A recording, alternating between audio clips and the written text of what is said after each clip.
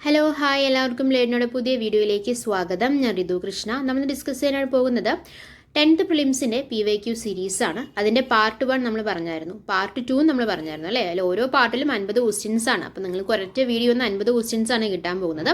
അപ്പോൾ ഇനി അടുത്ത 50 ക്വസ്റ്റ്യൻസ് ആണ് നമ്മൾ ഡിസ്കസ് ചെയ്യാനായിട്ട് പോകുന്നത്, PYQ സീരീസിൻ്റെ പാർട്ട് 3. ഓക്കെ, അപ്പോൾ നമുക്ക് സമയം ഒട്ടും കളയാനില്ല, വേഗം നമുക്ക് നമ്മുടെ വീഡിയോയിലേക്ക് കിടക്കാം. ഓക്കെ, അപ്പം നമ്മൾ 50 ക്വസ്റ്റ്യൻസ് ആണ് ഡിസ്കസ് ചെയ്യാനായിട്ട് പോകുന്നത്. 50 ക്വസ്റ്റ്യൻസിലെ ആദ്യത്തെ ചോദ്യം: മലയാള ഭാഷയും സംസ്കാരവും ആഗോളതലത്തിൽ പ്രചരിപ്പിക്കുന്നതിനായി കേരള സർക്കാർ ആരംഭിച്ച സംരംഭം, ആ സംരംഭത്തിന്റെ പേരാണ് ചോദിച്ചിരിക്കുന്നത്. Option A Bhasha mission, option B Malayala Vedi, option C Malayalam mission, option D Sarga Kairali.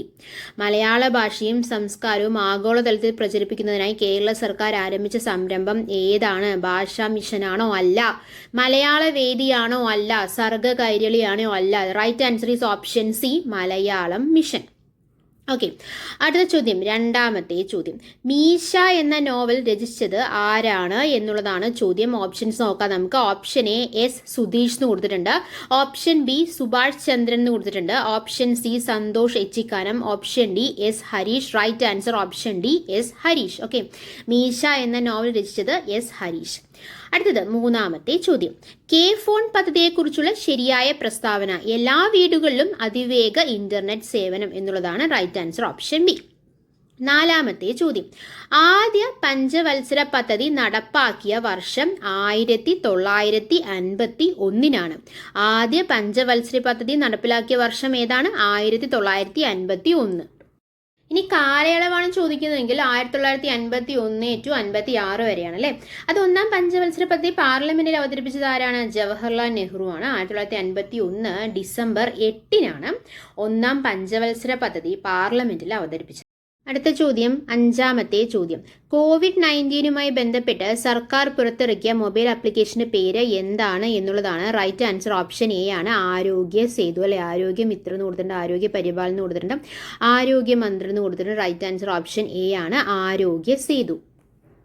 അപ്പോൾ എന്താണ് സമുദ്ര സേതു? COVID-19 ബന്ധപ്പെട്ട് തന്നെയാണ് സമുദ്ര സേതു എന്ന് പറയുന്നത്. എന്താണ്? COVID-19 തുടർന്ന് വിദേശത്ത് അകപ്പെട്ട ഇന്ത്യക്കാരെ തിരിച്ചെത്തിക്കുന്നതിനായി ഇന്ത്യൻ നാവികസേന ആരംഭിച്ച സൈനിക നടപടിയാണ് ഏതെന്ന് പറയുന്നത്? സമുദ്ര സേതു. ഓക്കെ, അപ്പോൾ സമുദ്ര സേതു എന്ന് പറയുന്ന സൈനിക നടപടി, മൊബൈൽ ആപ്ലിക്കേഷനാണ് ആരോഗ്യ സേതു. അടുത്തത്, കേരള ആരോഗ്യ സർവകലാശാലയുടെ ആസ്ഥാനം തൃശ്ശൂർ, നമുക്കറിയാലോ. ഏഴാമത്തെ ചോദ്യം. അർജുന അവാർഡ് നേടിയ അങ്കിത് റെയ്നയുടെ കായിക ഇനം ഏതാണ് എന്നുള്ളതാണ് ചോദ്യം. ഏതാണ്? ടെന്നീസ് ആണ്. റൈറ്റ് ആൻസർ ഓപ്ഷൻ സി ആണ്. ക്രിക്കറ്റ് എന്ന് കൊടുത്തിട്ടുണ്ട്, ഫുട്ബോൾ എന്ന് കൊടുത്തിട്ടുണ്ട്, കബഡി എന്ന് കൊടുത്തിട്ടുണ്ട് അല്ല. എട്ടാമത്തെ ചോദ്യം. കുടുംബശ്രീ പദ്ധതിയുടെ പ്രധാന ലക്ഷ്യങ്ങൾ എന്തൊക്കെയാണ് എന്നുള്ളതാണ്. ദാരിദ്ര്യ നിർമ്മാർജ്ജനം, ശിശു പോഷകാഹാരം, വനിതാ ശാക്തീകരണം, വായ്പാ വിതരണം എന്ന് കൊടുത്തിട്ടുണ്ട്. കുടുംബശ്രീ പദ്ധതിയുടെ പ്രധാന ലക്ഷ്യങ്ങളാണ് ചോദിച്ചിരിക്കുന്നത്. ഏതൊക്കെയാണ്? ദാരിദ്ര്യ നിർമ്മാർജ്ജനം വരും, അതുപോലെ തന്നെ ഏതാ വരിക? വനിതാ ശാക്തീകരണവും വരും. അപ്പോൾ 1ഉം 3ഉം ആണ് വരുന്നത്. 1ഉം 3ഉം വരുന്ന ഓപ്ഷൻ വന്നിട്ട് ഓപ്ഷൻ ഡി ആണ്. അപ്പോൾ റൈറ്റ് ആൻസർ ഓപ്ഷൻ ഡി ആണ്. ഒൻപതാമത്തെ ചോദ്യം. നിർദ്ദിഷ്ട സിൽവർ ലൈൻ പദ്ധതിയിൽ ഉൾപ്പെടാത്ത ജില്ല ഏതാണ് എന്നാണ് ചോദിച്ചിരിക്കുന്നത്. നിർദ്ദിഷ്ട സിൽവർ ലൈനിൽ ഉൾപ്പെടാത്ത ജില്ല അത് പത്തനംതിട്ടയാണ്. അപ്പോൾ ചോദ്യം വന്നിട്ട് നിർദ്ദിഷ്ട സിൽവർ ലൈൻ പദ്ധതിയിൽ ഉൾപ്പെടാത്ത ജില്ലയാണ്. ഉൾപ്പെടാത്ത ജില്ല പത്തനംതിട്ട. അതിൻ്റെ അർത്ഥം ബാക്കി വരുന്നതെല്ലാം കോഴിക്കോട്, തൃശ്ശൂർ, കോട്ടയം എല്ലാം ഉൾപ്പെടുന്ന ജില്ലയാണ് അല്ലേ.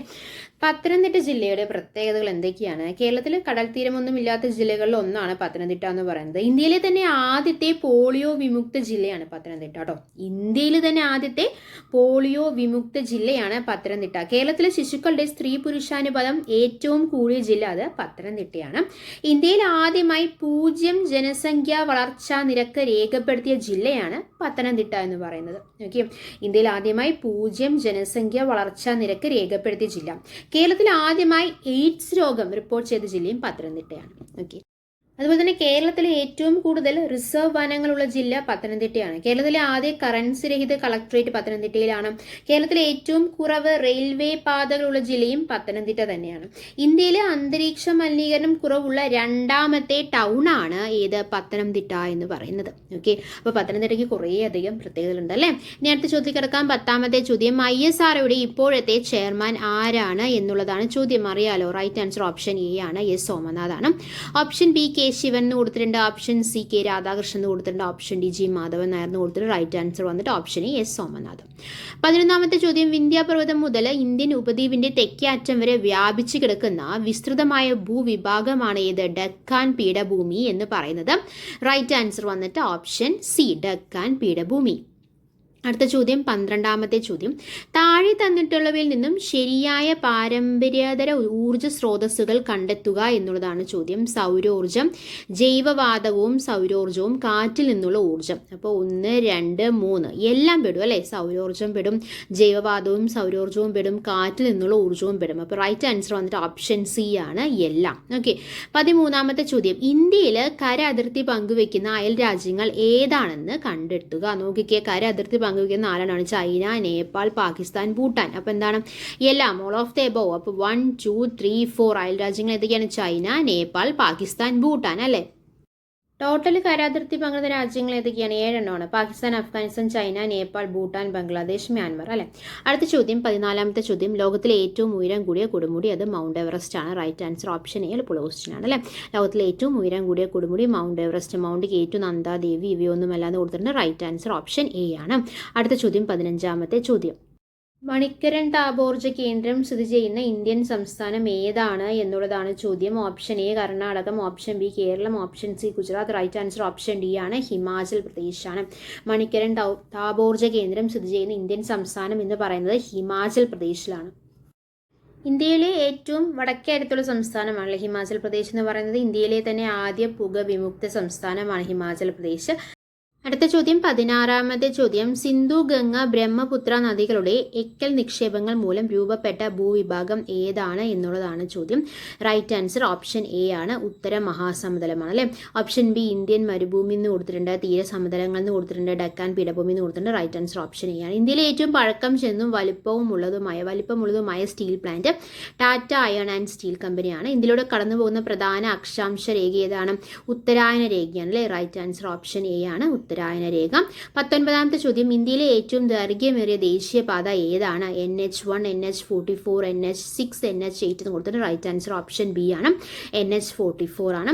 20ാമത്തെ ചോദ്യം, മുംബൈയെയും മാംഗ്ലൂരിനെയും തമ്മിൽ ബന്ധിപ്പിച്ചുകൊണ്ട് പശ്ചിമ തീരത്തുകൂടെ കടന്നു പോകുന്ന പ്രധാന റെയിൽവേ ശൃംഖല ഏതാണ്? കൊങ്കൺ റെയിൽവേ ആണ്. റൈറ്റ് ആൻസർ ഓപ്ഷൻ ഡി ആണ്.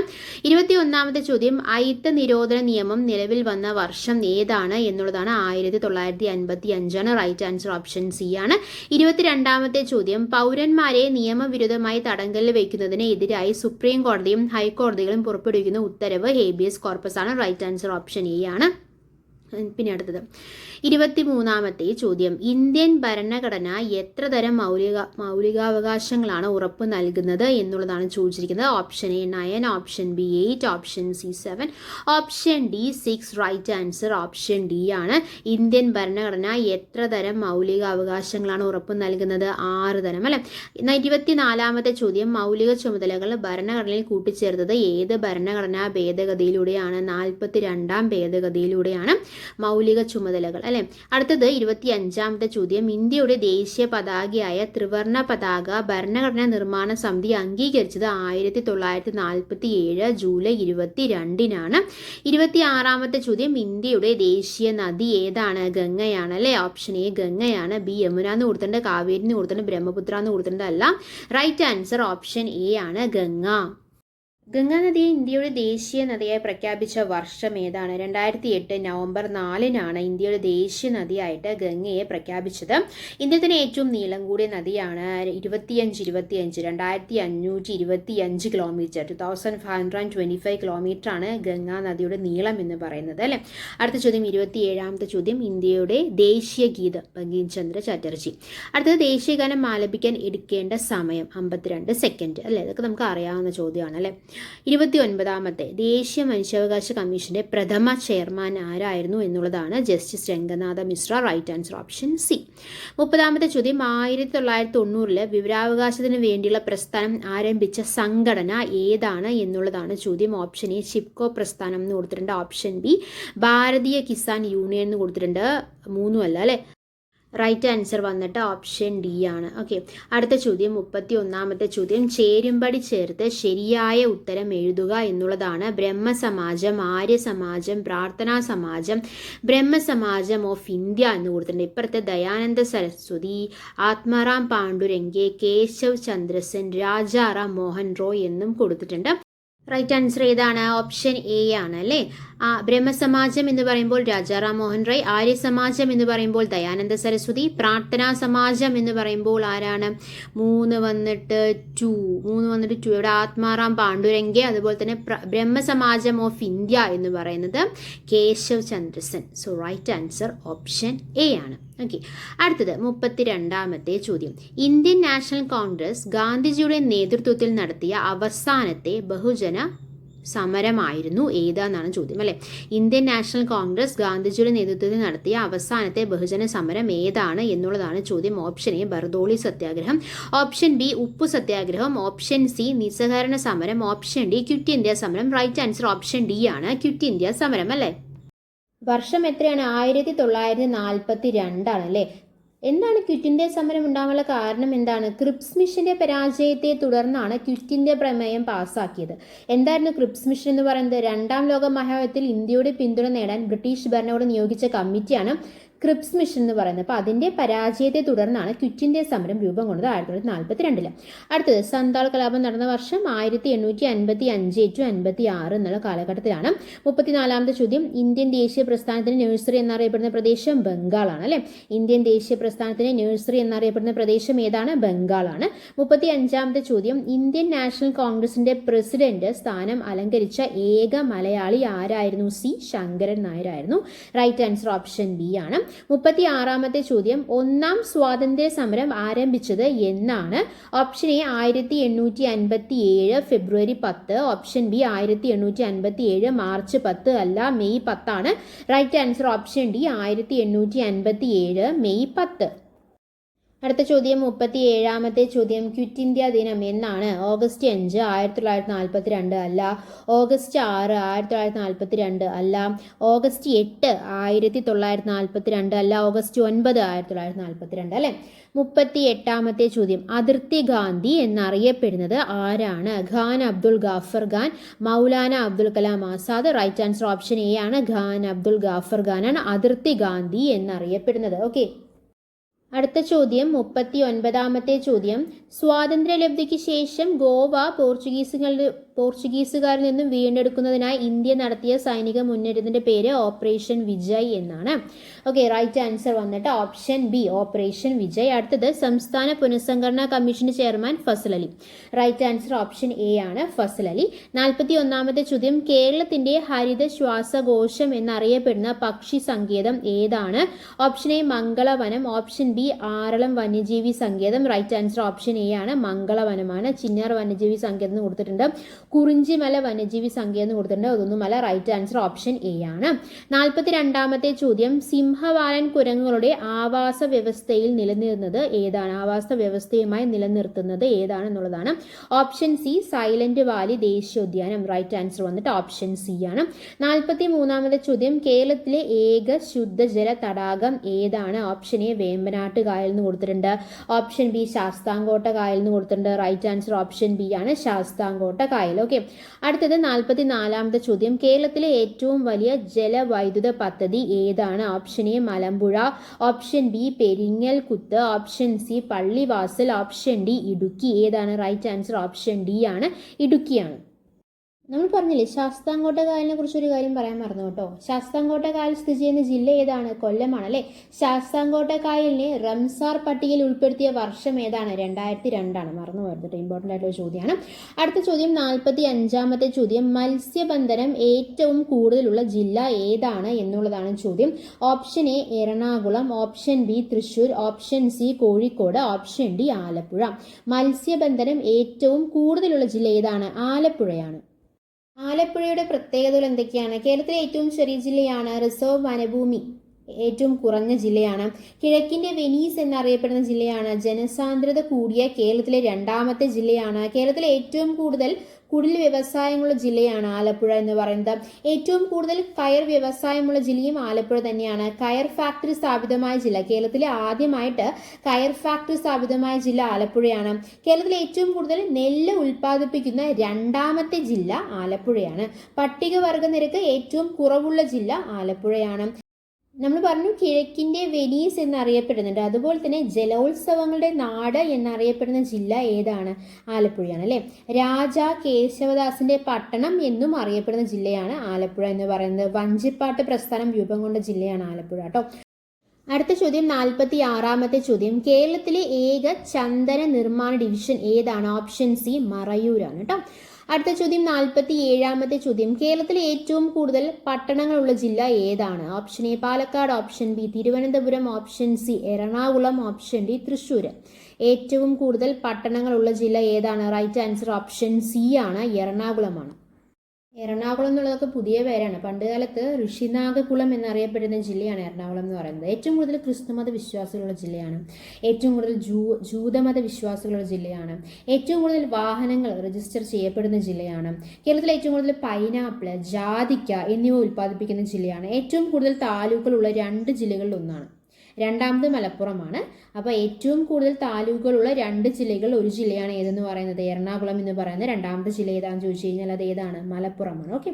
കേരള ഹൈക്കോടതി സ്ഥിതി ചെയ്യുന്ന ജില്ലയാണ്. കേരളത്തിലെ ആദ്യത്തെ ശിശു സൗഹാർദ്ദ ജില്ലയാണ്. കേരളത്തിലെ ആദ്യ ഡിസ്ട്രിക്റ്റ് ആണ് ഏത്? എറണാകുളം ജില്ല എന്ന് പറയുന്നത്. ഏറ്റവും കൂടുതൽ ചെറുകിട വ്യവസായ യൂണിറ്റുകളുള്ള ജില്ലയാണ്. ഏറ്റവും കൂടുതൽ നഗരവാസികൾ, അപ്പോൾ ഏറ്റവും കൂടുതൽ പട്ടണങ്ങളുള്ള ജില്ല എന്ന് പറയുമ്പോൾ ഏറ്റവും കൂടുതൽ നഗരവാസികളുള്ള ജില്ല അല്ലേ. അടുത്ത ചോദ്യം 48-ാമത്തെ ചോദ്യം. കേരളത്തിലെ ഏറ്റവും നീളം കൂടിയ നദി ഏതാണ്? അത് പെരിയാറാണ് അല്ലെ. Option D Periyar. കേരളത്തിന്റെ ജീവരേഖ എന്നറിയപ്പെടുന്ന നദിയാണ് ഏത്? പെരിയാർ എന്ന് പറയുന്നത്. നമ്മൾ പറഞ്ഞു കേരളത്തിന്റെ ജീവരേഖ എന്ന് മാത്രമല്ല ചൂർണി എന്ന പേരിലും അറിയപ്പെടുന്ന നദിയാണ് പെരിയാർ. അതുപോലെ തന്നെ ശങ്കരാചാര്യർ പൂർണ്ണ എന്ന് പരാമർശിച്ച നദിയും ഇത് തന്നെയാണ്? പെരിയാർ തന്നെയാണ്. കേരളത്തിന്റെ ജീവരേഖയാണ് പെരിയാർ എന്ന് പറഞ്ഞു. ആലുവ പുഴ, കാലടി പുഴ എന്നറിയപ്പെടുന്ന നദിയും ഇത് തന്നെയാണ്? പെരിയാർ തന്നെയാണ്. ഏതൊക്കെയാണ്? ആലുവ പുഴ, അതുപോലെ തന്നെ കാലടി പുഴ എന്നൊക്കെ അറിയപ്പെടുന്ന നദിയും ഇത് തന്നെയാണ്? പെരിയാർ തന്നെയാണ്. ഓക്കെ. അത് കേരളത്തിലെ ഏറ്റവും കൂടുതൽ ജലം വഹിക്കുന്ന നദിയാണ് പെരിയാർ. അതുകൊണ്ടാണ് ഏറ്റവും നീളം കൂടി നദിയായിട്ട് മാറിയത്. ഏറ്റവും കൂടുതൽ അണക്കെട്ടുകൾ സ്ഥാപിച്ചിരിക്കുന്ന നദിയും ഇത് തന്നെയാണ്? പെരിയാർ തന്നെയാണ് കേട്ടോ. പെരിയാറിന്റെ പതനസ്ഥാനം എന്ന് പറയുന്നത് വേമ്പനാട്ട് കായലാണ്. പെരിയാറിന്റെ പതനസ്ഥാനം എന്ന് പറയുന്നത് വേമ്പനാട്ട് കായലാണ്. അടുത്ത ചോദ്യം 49-ാമത്തെ ചോദ്യം. കേരളത്തിലെ ഏറ്റവും കൂടുതൽ ജനസംഖ്യയുള്ള ജില്ല ഏതാണ്? മലപ്പുറമാണ്. റൈറ്റ് ആൻസർ ഓപ്ഷൻ ബി ആണ്, മലപ്പുറം. ഒരു കാര്യം ചോദിക്കട്ടെ, പെരിയാർ നമ്മൾ പറഞ്ഞു കേരളത്തിലെ ഏറ്റവും നീളം കൂടിയ നദിയാണ് പെരിയാർ എന്ന് പറഞ്ഞു അല്ലെ. പെരിയാർ ഒഴുകുന്ന ജില്ലകൾ ഏതൊക്കെയാണ്? ഇടുക്കിയും അതുപോലെ തന്നെ എറണാകുളമാണ് കേട്ടോ. ഒന്ന് ഓർത്ത് വെക്കുക. പെരിയാർ ഒഴുകുന്ന ജില്ലകൾ ഏതൊക്കെയാണ്? ഇടുക്കി അതുപോലെ തന്നെ എറണാകുളം. ഇനി നമ്മൾ പറഞ്ഞു ഏറ്റവും കൂടുതൽ ജനസംഖ്യയുള്ള ജില്ലയാണ് മലപ്പുറം. മലപ്പുറം ജില്ലയുടെ പ്രത്യേകതകൾ എന്തൊക്കെയാണ്? നമ്മൾ പറഞ്ഞല്ലോ നഗരവാസികൾ കൂടുതലുള്ള ജില്ല എറണാകുളമാണെന്ന് പറഞ്ഞു. എന്നാൽ കേരളത്തിലെ ഗ്രാമവാസികൾ കൂടുതലുള്ള ജില്ലയാണ് മലപ്പുറം എന്ന് പറയുന്നത്. ഏറ്റവും കൂടുതൽ നിയോജക മണ്ഡലങ്ങളുള്ള ജില്ലയാണ്. കേരളത്തിലെ ഏറ്റവും കൂടുതൽ ഗ്രാമപഞ്ചായത്തിലുള്ള ജില്ലയാണ്. ഏറ്റവും കൂടുതൽ തദ്ദേശ സ്വയംഭരണ സ്ഥാപനങ്ങളുള്ള ജില്ലയാണ്. നാടു കാണിച്ചുരം സ്ഥിതി ചെയ്യുന്ന ജില്ലയും ഏതാണ്? മലപ്പുറം ജില്ല തന്നെയാണ്. ഏറ്റവും കൂടുതൽ പ്രവാസികളുള്ള ജില്ലയാണ്. ഏറ്റവും കൂടുതൽ സർക്കാർ സ്കൂളുകളുള്ള ജില്ലയാണ്. ആദ്യ സമ്പൂർണ്ണ കമ്പ്യൂട്ടർ സാക്ഷരതാ ജില്ലയാണ് മലപ്പുറം. ഇവിടെ ഇന്ത്യയിൽ തന്നെ കേട്ടോ. ഇന്ത്യയിലെ തന്നെ ആദ്യ സമ്പൂർണ്ണ കമ്പ്യൂട്ടർ സാക്ഷരതാ ജില്ലയാണ് ഇത്? മലപ്പുറം എന്ന് പറയുന്നത്. കേരളത്തിലെ പ്രതിശീർഷ വരുമാനം ഏറ്റവും കുറഞ്ഞ ജില്ലയാണ് മലപ്പുറം. വലിപ്പത്തിൽ കേരളത്തിലെ 3-ാം സ്ഥാനത്തുള്ള ജില്ലയാണ്. കേരളത്തിലെ 3-ാം സ്ഥാനത്തുള്ള ജില്ലയാണെങ്കിൽ കൂടി കേരളത്തിലെ ഏറ്റവും കൂടുതൽ ജനസംഖ്യയുള്ള ജില്ല അത് ഏതാണ്? മലപ്പുറമാണല്ലേ. അടുത്ത ചോദ്യം 50-ാമത്തെ ചോദ്യം, അവസാനത്തെ ചോദ്യം. സംസ്ഥാനത്ത് 8-നും 18-നും ഇടയിലുള്ള കുട്ടികൾക്ക് നീന്തൽ പരിശീലനം നൽകാൻ കേരള സർക്കാർ നടപ്പിലാക്കിയ പദ്ധതിയുടെ പേര് എന്താണ്? സ്പ്ലാഷ് എന്നാണ്. റൈറ്റ് ആൻസർ ഓപ്ഷൻ ഡി ആണ്. ഏതൊക്കെ കൊടുത്തിട്ടുണ്ട്? ഓപ്ഷൻ എ വന്നിട്ട് സ്പിഞ്ച് എന്ന് കൊടുത്തിട്ടുണ്ട്, ഹൂപ്പ് എന്ന് കൊടുത്തിട്ടുണ്ട്, കിക്ക് ഓഫ് എന്ന് കൊടുത്തിട്ടുണ്ട്. ഏതാണ്? റൈറ്റ് ആൻസർ ഓപ്ഷൻ ഡി ആണ്, സ്പ്ലാഷ് ആണ്. സംസ്ഥാനത്ത് 8-നും 18-നും ഇടയിലുള്ള കുട്ടികൾക്ക് നീന്തൽ പരിശീലനം നൽകാൻ കേരള സർക്കാർ നടപ്പിലാക്കിയ പദ്ധതിയുടെ പേരാണ് സ്പ്ലാഷ് എന്ന് പറയുന്നത്. ഓക്കെ, അപ്പോൾ നമ്മൾ 10th പ്രിലിംസിൻ്റെ PYQ സീരീസിലെ പാർട്ട് 3 ആണ് നമ്മൾ കംപ്ലീറ്റ് ചെയ്തത്. പാർട്ട് 1-ൽ 50 ക്വസ്റ്റ്യൻസ് ഉണ്ടായിരുന്നു, പാർട്ട് 2-ൽ 50 ക്വസ്റ്റ്യൻസ് ഉണ്ടായിരുന്നു, പാർട്ട് 3-ൽ 50 ക്വസ്റ്റ്യൻസ് ഉണ്ടായിരുന്നു. ടോട്ടൽ നിങ്ങൾക്ക് 150 ക്വസ്റ്റ്യൻസ് കിട്ടിയിരിക്കുകയാണ് അല്ലേ. അപ്പോൾ നമ്മൾ എല്ലാ വീഡിയോയിനെയും അവസാനം വളരെ ഇമ്പോർട്ടൻ്റ് ആയുള്ള ഒരു ടോപ്പിക്കിനെ കുറിച്ച് നമ്മൾ പറയാറുണ്ട്. ഇപ്രാവശ്യം നമ്മൾ നോക്കുന്നത് COVID-19 കുറിച്ചിട്ടാണ്. ഈ COVID-19 എന്ന് പറയുമ്പോൾ ലാറ്റിൻ ഭാഷയിൽ കൊറോണ എന്ന വാക്കിന് അർത്ഥം എന്ന് പറയുന്നത് കിരീടം എന്നാണ് കേട്ടോ. കൊറോണ എന്ന വാക്കിൻ്റെ അർത്ഥം കിരീടം എന്നാണ്. പുതിയതരം കൊറോണ വൈറസിന് ലോകാരോഗ്യ സംഘടന നൽകിയ പേരാണ് ഈ കൊറോണ വൈറസ് ഡിസീസ് 2019 എന്ന് പറയുന്നത്. 2019 COVID-19 ആദ്യമായി റിപ്പോർട്ട് ചെയ്ത പട്ടണം എന്ന് പറയുന്നത് വുഹാനാണ്, ചൈനയിലെ വുഹാനാണ്. ലോകാരോഗ്യ സംഘടന COVID-19 മഹാമാരിയായിട്ട് പ്രഖ്യാപിച്ചത് 2020 മാർച്ച് 11-നാണ്. ഇന്ത്യയിൽ ആദ്യമായി COVID-19 സ്ഥിരീകരിച്ച സംസ്ഥാനം കേരളമാണ്. കേരളത്തിൽ ഏത് ജില്ലയിലാണ്? തൃശ്ശൂർ ജില്ലയിലാണ് ആദ്യമായിട്ട് COVID-19 സ്ഥിരീകരിച്ചത്, ഇന്ത്യയിൽ തന്നെ ആദ്യമായിട്ട് കേട്ടോ. എന്നാൽ COVID-19 കാരണം മരണം സംഭവിച്ച സംസ്ഥാനം അത് കേരളമല്ല. ആദ്യമായിട്ട് ഇന്ത്യയിലെ ആദ്യത്തെ COVID-19 മരണം സംഭവിച്ച സംസ്ഥാനം അത് കർണാടകയാണ്. ഓക്കെ, അപ്പം നമുക്ക് ഇത്ര കാര്യങ്ങളാണ് നമുക്ക് ഡിസ്കസ് ചെയ്യാനായിട്ടുള്ളത്. എടുത്ത കാര്യങ്ങളെല്ലാം നിങ്ങൾക്കുള്ളൊരു വ്യക്തമായി മനസ്സിലായെന്ന് പ്രതീക്ഷിക്കുന്നു, ഉപകാരപ്പെട്ടു എന്ന് പ്രതീക്ഷിക്കുന്നു. അങ്ങനെ മനസ്സിലായിട്ടുണ്ടെങ്കിൽ, ഉപകാരപ്പെട്ടിട്ടുണ്ടെങ്കിൽ നമ്മൾ എന്നുള്ള ചാനൽ സബ്സ്ക്രൈബ് ചെയ്യുക, സപ്പോർട്ട് ചെയ്യുക. Thanks for your time. By.